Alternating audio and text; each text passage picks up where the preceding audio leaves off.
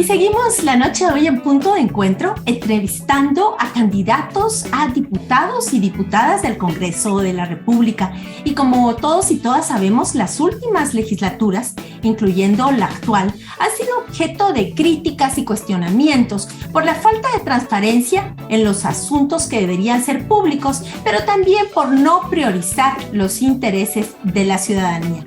Este descontento ha motivado que muchos sectores y grupos se movilicen hacia el Congreso de la República y protesten en contra de lo que ahí se da. Recordemos que el 21 de noviembre de 2021 hubo miles de personas que protestaron en forma opaca por la aprobación del presupuesto nacional y obligaron a las y los diputados a dar marcha atrás. Sin embargo, en la mayoría de las ocasiones, los reclamos de la población han sido ignorados y la alianza oficialista, conformada por una mayoría de partidos aliados al Ejecutivo, le han dado la espalda a la población. Y precisamente para discutir sobre los retos y pendientes que afronta el próximo Congreso, tenemos el gusto de presentarles esta noche a Carlos Bezares, candidato a diputado del Distrito Central por el partido VOZ, y a Jonathan Mencos, candidato a diputado por el Listado Nacional del Movimiento Semilla. Carlos, Jonathan, muy buenas noches. Gracias por estar con nosotros en Punto de Encuentro. Buenas noches, Marielos. Un gran gusto estar acá. ¿Qué tal? Muchas Buenas gracias, noches, Jonathan. ¿Qué tal, Carlos? Quisiera pedirles, en primer lugar, que nos refiramos a dos puntos centrales de lo que ustedes harían de ser electos diputados. Recordemos que el actual Congreso ha sido cuestionado por relegar de la agenda legislativa temas que muchos sectores consideran importantes y por priorizar algunas iniciativas de ley que favorecen intereses particulares de ellos y de sus financistas. Y bueno, a decir de algunos diputados de oposición, hacer esta aprobación de leyes a través de negociaciones opacas o lo que se ha llamado incentivos económicos.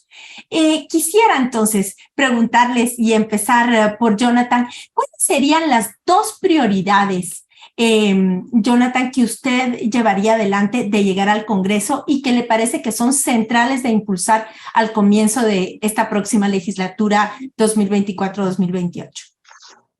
Sí, gracias, Marielos. Pues yo creo que antes de decir estas dos, quisiera reconocer que lo que ha sucedido en la legislatura actual es que ha habido una aplanador de 15, 16 partidos que han estado atendiendo una agenda oficialista cuyos intereses están en muchas ocasiones totalmente contrarios a la población. Por eso es que hay que cambiar esa correlación de fuerzas en el Congreso.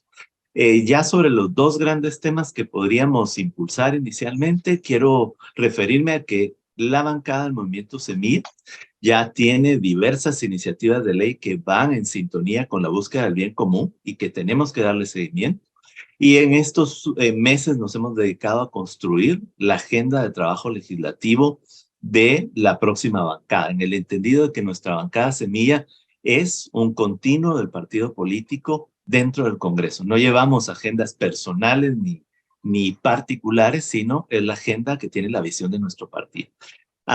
Como estar en el Congreso no solo significa hacer iniciativas de ley, yo quisiera iniciar por la enorme necesidad que tenemos de poder entrar a conocer el cambio de las cortes, principalmente porque el sistema de justicia hoy está operando como el espacio en el que la impunidad y la corrupción terminan de asfixiar a la oposición, a quienes piensan distinto, además de que obviamente las cortes ya tienen más de 3 años de continuar estando en un puesto que no les compete estar. Entonces, esa es una labor del Congreso que una mayoría de gente decente puede impulsar para comenzar a cambiar ese sistema de justicia que ha expulsado no solo buenos jueces, sino buenos fiscales, buenos periodistas y continúa expulsando a todos los que sean adversarios o estén en contra de la corrupción.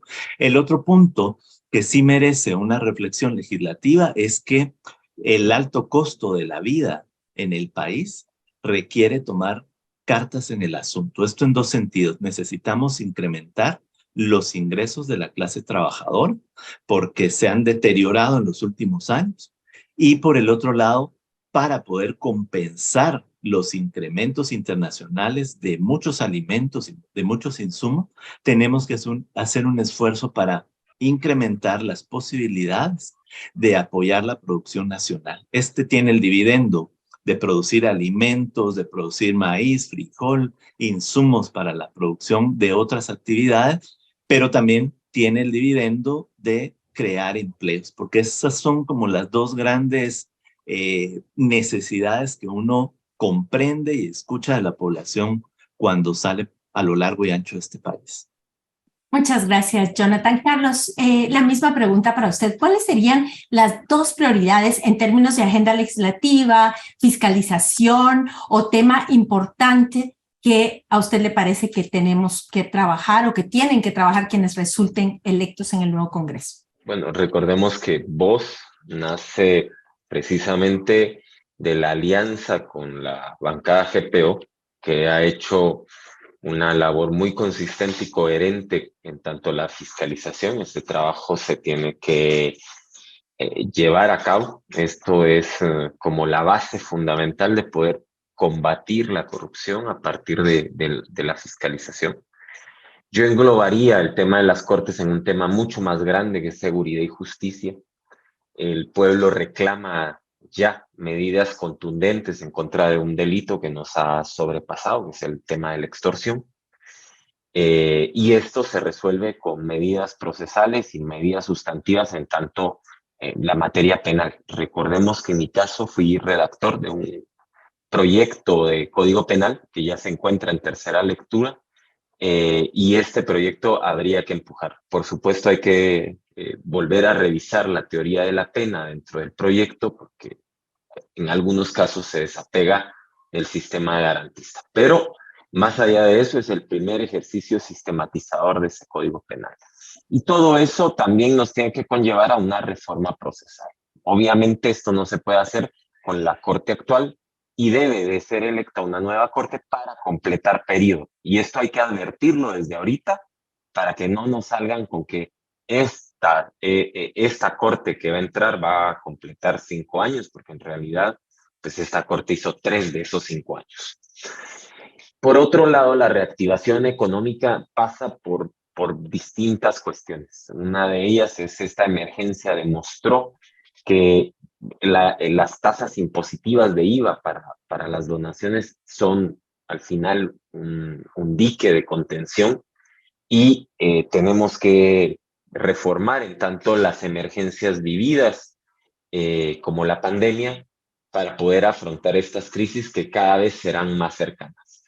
Por otro lado, la ley de libre competencia, recordemos que históricamente Guatemala se ha movido dentro del monopolio, y por otro lado, la reactivación económica que puede pasar precisamente por leyes que promuevan la primera vivienda a precios accesibles, y esto quiere decir discutir ley de bancos y transversalmente hablar de la defensa del consumidor, porque hay una serie de cobros escondidos en los bancos que no están regulados en ley y que ese abuso tiene que terminar. Igualmente, va dirigido ese abuso para telefonías y otros temas. Y esta misma reactivación económica pasa por discutir los impuestos del combustible. Recordemos que el combustible es vital para toda la cadena productiva guatemalteca y los precios de este están por los cielos, no obstante, digamos, las variaciones en el precio internacional.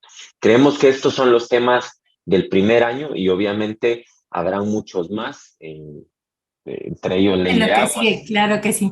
Gracias, Obviamente, licenciado Bezares.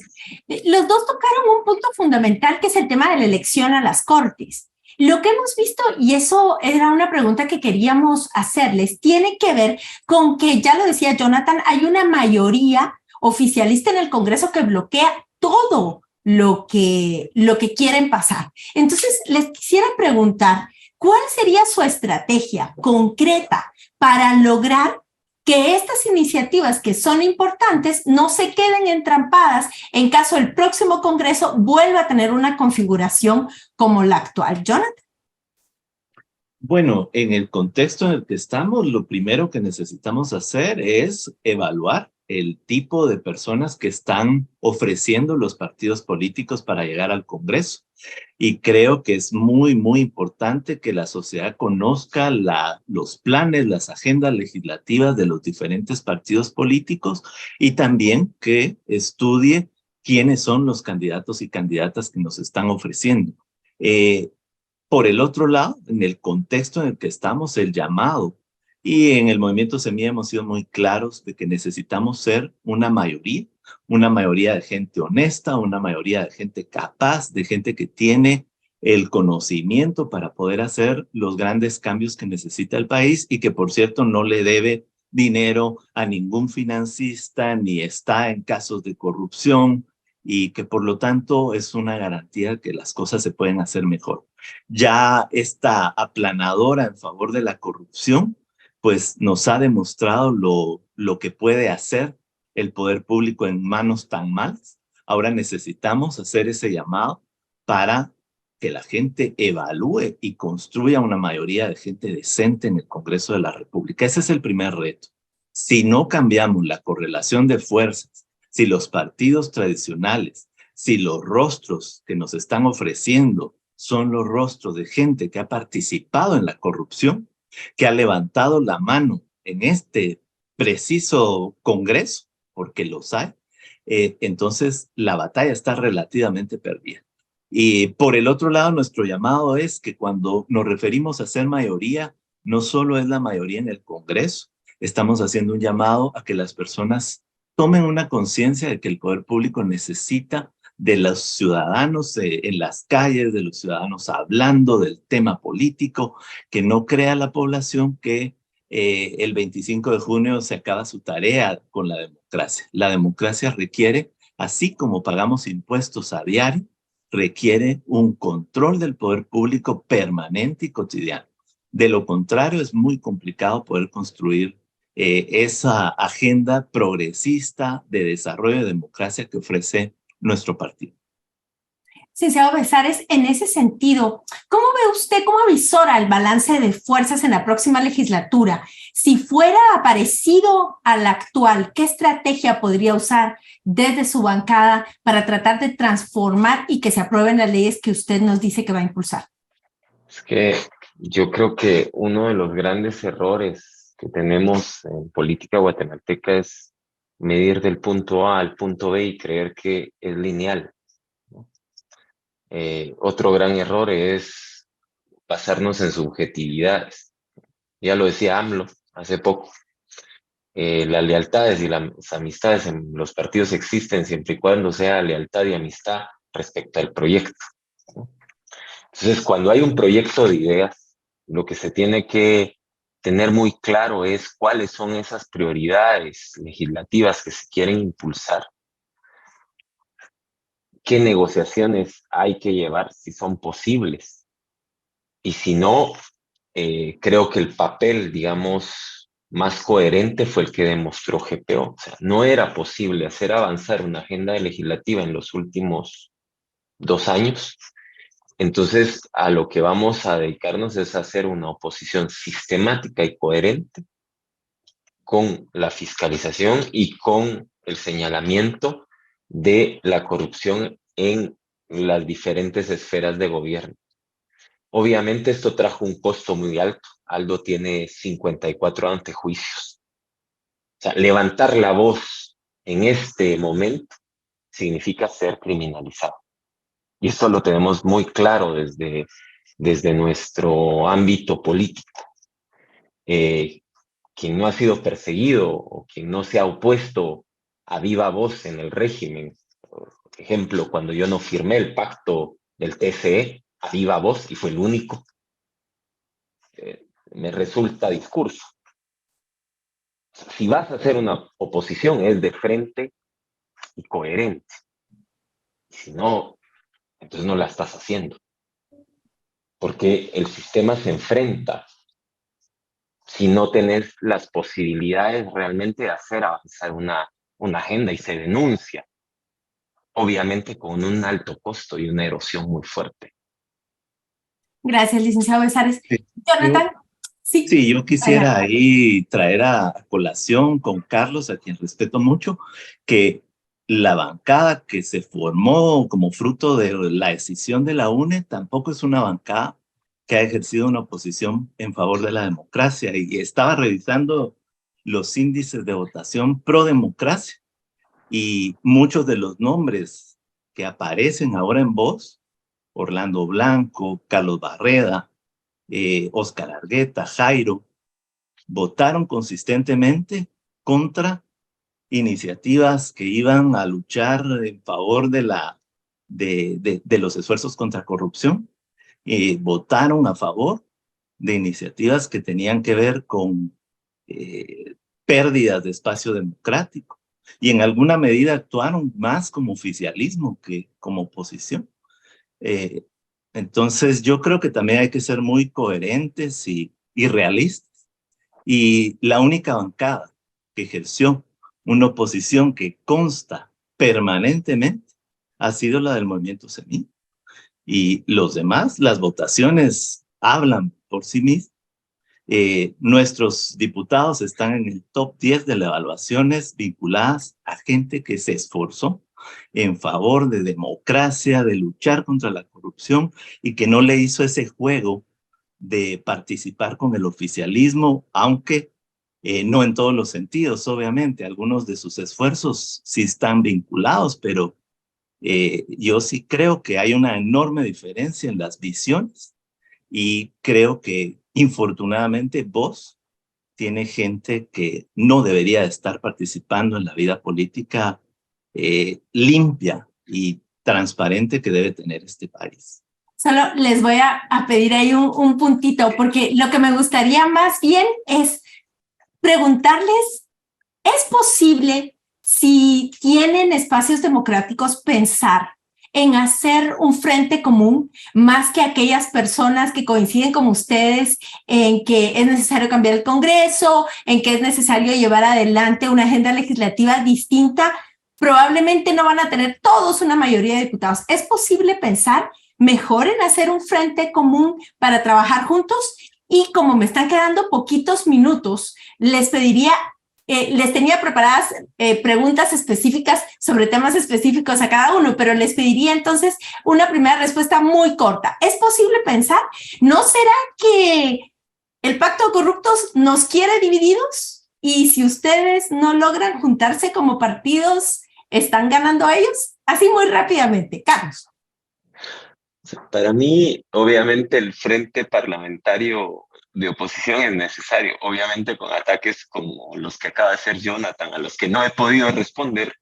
Es difícil iniciar el tema. Sí, te voy a recordar una cosa. Cuando íbamos a votar el tema del estado de calamidad, del estado de emergencia que tenía el presidente, fue precisamente la salida de tu bancada la que no permitió votárselo al presidente.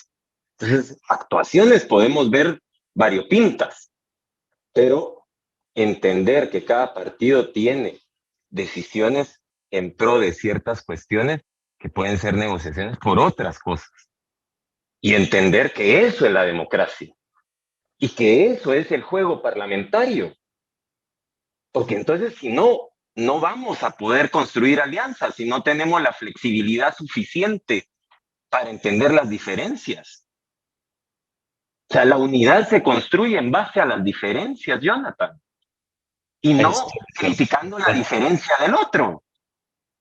Entonces, así no vamos a construir país, así no vamos a construir nación, si no obtenemos cierta flexibilidad a la hora de negociar y a la hora de encontrar los puntos comunes. No vamos a lograr hacer avanzar un proyecto progresista en este país. Y ese es el punto que para mí es central en el tema parlamentario. Lograr la flexibilidad sin negociar los principios. Porque si no, tampoco hacemos avanzar una agenda legislativa en unas condiciones muy deterioradas. Carlos, me está diciendo la producción, pero también mucha gente que nos está escribiendo por WhatsApp que se nos va por momentos su audio y contarles que, bueno, hicimos un traspaso de su computadora al teléfono, pero nos sigue fallando. Pero bueno, esperemos poderlo oír mejor. Dos preguntas rápidas para cada uno. Primero, en el ámbito de seguridad y justicia, con el tema de la pena de muerte, licenciado Besares. Usted que ha trabajado durante todo ese tiempo, explíquenos si es que no, porque cada vez que va a haber elecciones empiezan con lo que se llama el populismo penal y ya lo estamos viendo, pero es posible que lo voten porque tienen mayoría. Explíquenos su posición rápidamente en ese punto, por favor, y después voy con Jonathan con otro. La pena de muerte fue absolutamente expulsada por la Corte de Constitucionalidad. No va a haber solución con poner el recurso de gracia que tiene el presidente. Eso no nos va a sacar del tema jurídico que ya se armó. La única forma de restablecer la pena de muerte es salirnos del Pacto de San José, y salirnos del Pacto de San José es un camino jurídico muy largo que afectaría a otros temas de defensa incluso, a los que no puede acceder el gobierno de Guatemala, entonces ni el Estado de Guatemala.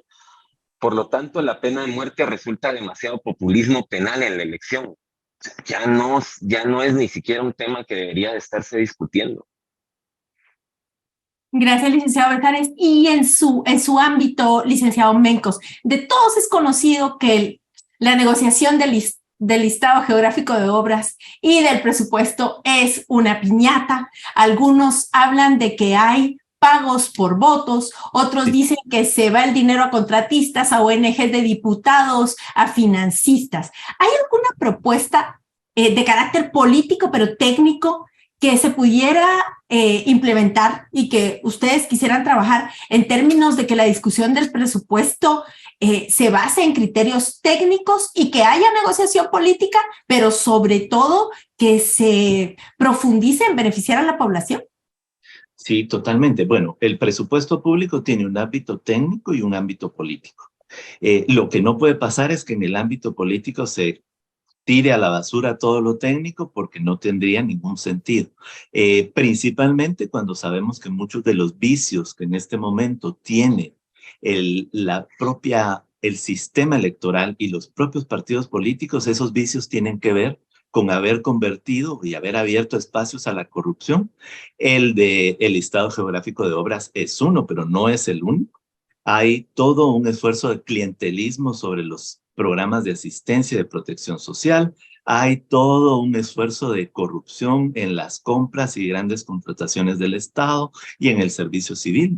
Entonces, nuestra idea en la agenda es dar un seguimiento, obviamente técnico, pero también político a los presupuestos en su proceso de ejecución, no solo la ejecución financiera, sino la ejecución en términos de las metas físicas. Y en el caso particular del listado geográfico de obras, creo que tenemos que comenzar a construir el cierre de esa idea de que el éxito del diputado es llevar obras a los distritos y tener en esos distritos también las empresas constructoras de sus hermanos, sus amigos y sus financistas. Ya hay prohibiciones para esto, pero nuevamente necesitamos un sistema de justicia que no esté al amparo de esta corrupción, sino todo lo contrario, que cierre los caminos y que castigue a quien los incumpla. Muchas gracias. Y vamos a cerrar este segmento con dos preguntas. Una es muy concreta para los dos y después es un espacio que yo le llamo ping pong, que es que yo les doy una palabra y ustedes me responden, los vamos a dividir. Pero quisiera darles unos segunditos para pedirles cerrar este segmento y que cada uno le explique a la población que nos está escuchando por qué ustedes y su partido merecen el voto de la ciudadanía. ¿Por qué hay que votar por Carlos Besares de Voz? ¿Por qué hay que votar por Jonathan Mencos de Semilla? Carlos. Bueno, hay que votar por Voz, porque es urgente transformar Guatemala. Tenemos un programa de gobierno que realmente toca los puntos fundamentales para poder transformar este país. Seguimos creyendo que derrotar ese pacto criminal que nos gobierna es la tarea fundamental y por lo tanto llevar una agenda legislativa que además transforme la vida nacional por lo menos en los próximos 4 años, sentando las bases de un Estado democrático, eso es las razones principales para que vos transformes tu realidad a través de tu voto por mi partido y por mi persona, por supuesto. Muchas gracias, Carlos. Adelante, licenciado Mencos. Bueno, yo solo soy en este momento el representante de un equipo de personas que hemos construido la agenda legislativa para el Congreso. Todas personas honorables, capaces, con experiencia, con sentido de la realidad y también con la suficiente respeto por el poder público como para poder usarlo en favor de las mayorías.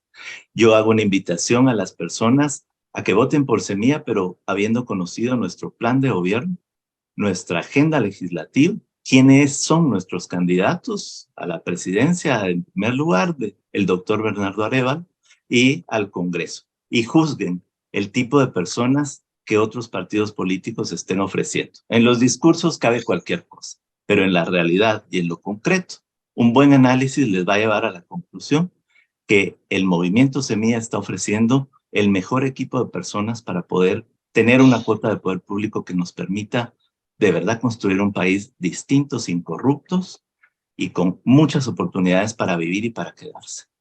Muchas gracias. Y ahora sí vamos a hacer el ping-pong.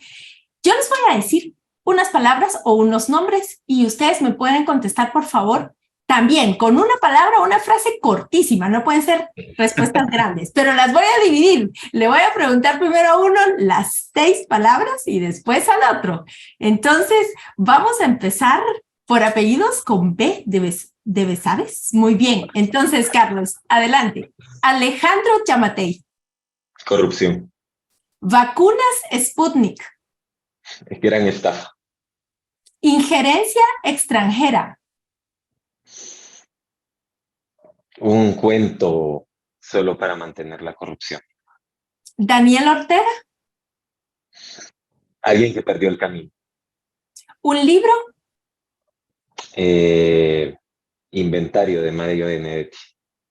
Un poema. Pues solo recuerdo porque en la calle codo a codo somos mucho más que dos. Muy bien, muchas gracias, licenciado Besares. Licenciado Mencos, José Rubén Zamora. Un preso político, como él lo ha expresado. Genocidio. El peor momento y el peor fenómeno de la historia de este país que se intenta olvidar. Alfombra rusa. Un signo de esta economía de los cuates, esta economía de conocer al ministro, al presidente, para que las cosas funcionen. Un símbolo de la pérdida de valores de la política. Impuestos. Nuestra responsabilidad con la construcción de la democracia y el desarrollo. Una flor. El clavel rojo. Una canción. Ojalá, de Silvio Rodríguez. Bueno, muchísimas gracias a ambos por haber estado por aquí. Ojalá tengamos otra oportunidad de coincidir y mucha suerte también en esta campaña electoral. Jonathan Mencos, Carlos Besares. Un placer. Gracias por la invitación. Un placer, hasta luego. Feliz noche.